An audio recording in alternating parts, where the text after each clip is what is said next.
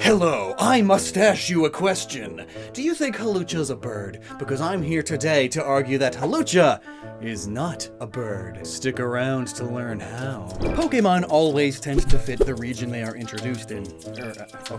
Modern Pokemon always tends to fit the region they are introduced in. Like, look at Gen 8. Literally every Galarian Pokemon is British. In Gen 7, they were all pretty Hawaiian, or at the very least are tropical or from Oceania. Gen 6 is very French, or at the very least, Central Western European. However, there is one oddity here.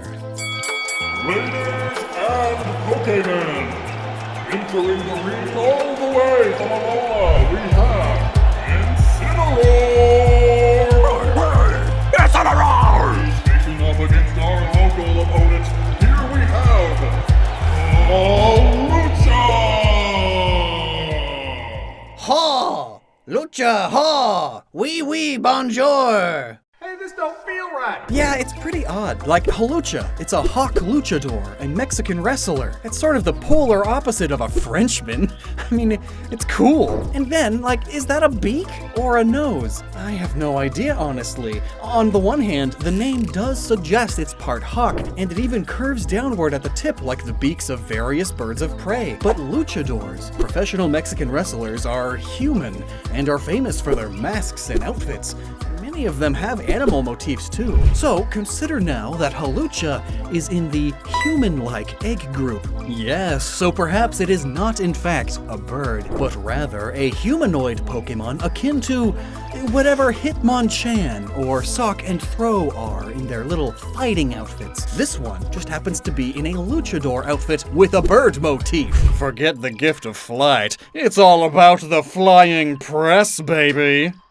And that's why this Pokemon exists, by the way. They just really wanted to make a cool move, and flying press is pretty cool. It's really cool, but it is kind of a complicated signature move.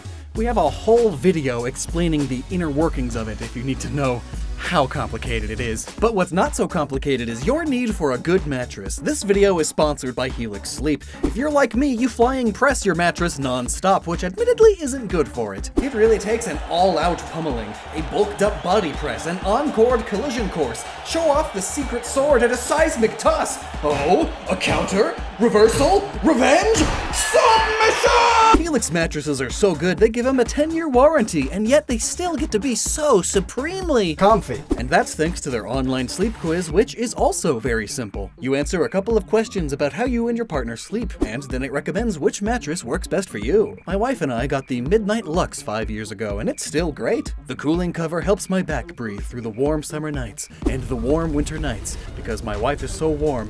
Oh my gosh, and my cat Sasha likes it too, and she's also so very warm. But the best part is easily their 100-night sleep trial, because maybe you don't want to buy a boxing glove without trying it on first, you know? So you can try your Helix mattress for 100 nights, and I've even got a deal for you. You can detect and dynamic punch the link in the description, helixsleep.com/Lockstin, and get 20% off of your Helix mattress plus 2 free pillows.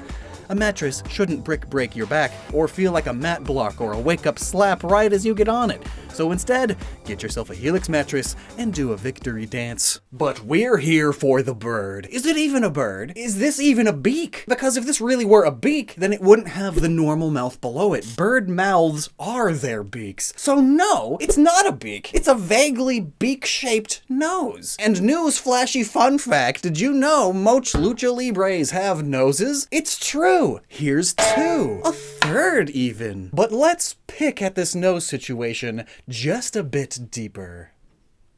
Ow. The Luchador's most iconic feature are, of course, their masks. Just like in the WWE, Luchadors have characters and alter egos that they use in the ring, but unlike other wrestling rings, it's tradition to wear their masks. It helps them stand out from the competition, and they vary wildly in appearance, from color to size and even shape. Various wrestlers incorporate animal theming into their outfits, and of course, this includes birds. Luchadors who go this route will often stiffen the tip of their mask to create a beak. So really, it's both. It's a nose resembling a beak. And while on the topic of masks, Hawlucha is sporting one too. The colors even match the Mexican national flag, which, by the way, has an eagle on it. One of the coolest flags, honestly. It honestly could not be clearer. there is a Mexican Pokemon in France. But no Luchador is complete with just a mask. They also wear capes, leotards, and boots. Hawlucha's yellow feet contrast with the rest of its design, probably because Game Freak really wanted you to know that they were supposed to be shoes or shoe-like, and its white body covers pretty much everywhere except for its arms and shoulders, which is generally how leotards are worn as well. Also, those arm feathers drape down over its lower body, almost creating the illusion of a cape. And if you had any doubts, the one Ash captured in the anime occasionally battled with a special outfit, put together using a mask and a cape. But just because it's wearing people clothes doesn't mean the Pokemon designers skipped out on the bird inspirations either. We've already covered the beak, and I don't think I need to explain that birds have feathers. But birds are notorious for mismatching feet, both in color and size. Big, stupid feet. You're not presentable. Not one bit. Really, they knocked this hybrid out of the park, all the way from the feet to the hands? Bird wings don't have hands or claws? What are you doing? Is what a bird-ignorant person would say. Don't be bird-ignorant. While rare, some birds do have claws on their wings. And I thought the cassowary couldn't get any scarier. Among this small pool of clawed avians, Hawlucha's fingers are probably based on the Hawlucha, which is a pretty obscure bird from the Amazon, but they've got 2 claws on each wing. Also, Hawlucha?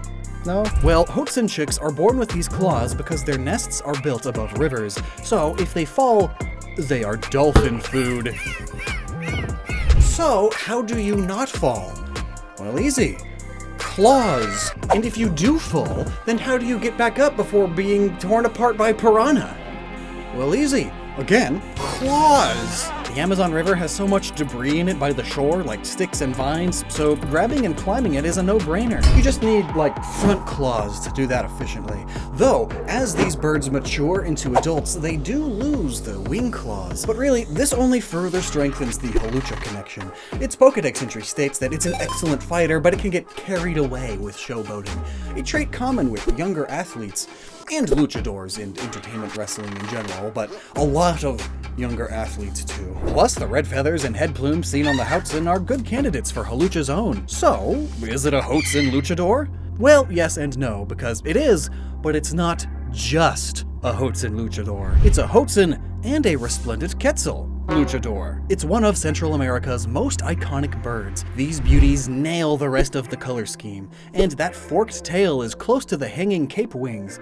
Sure, it's in a different spot, but I'd say it's close enough to count. So, we got one of the most well-known and one of the most unique birds in Central and South America, and thrown them onto a luchador with the colors of the Mexican flag, which also has a bird of prey on it, and that makes for an awesome Pokemon.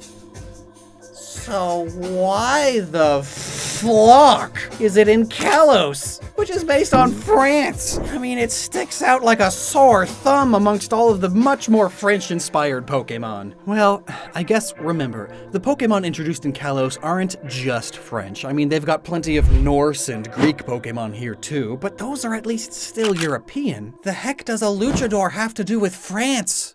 Well, the concept of Lucha Libres was invented in 1863 by this dude. That is a name I will butcher. He's credited as the first luchador.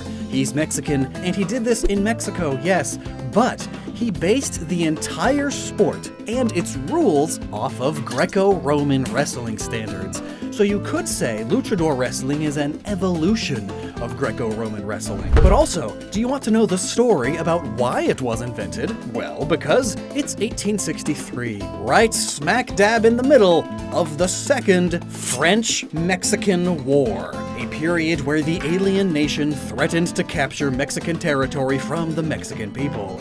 It was a very troubling time, especially for the little ones. And so Enrique created Lucha Libre to act as one of the few forms of entertainment and escapism for them during this time. And perhaps it did bolster the people, acting as a morale booster, because even though they were heavily outnumbered and overpowered by the French with their higher technology, somehow the Mexican nation claimed victory over them for their independence. And now today, Hawlucha flew all the way to France just to kick their butt once more. Ha ha!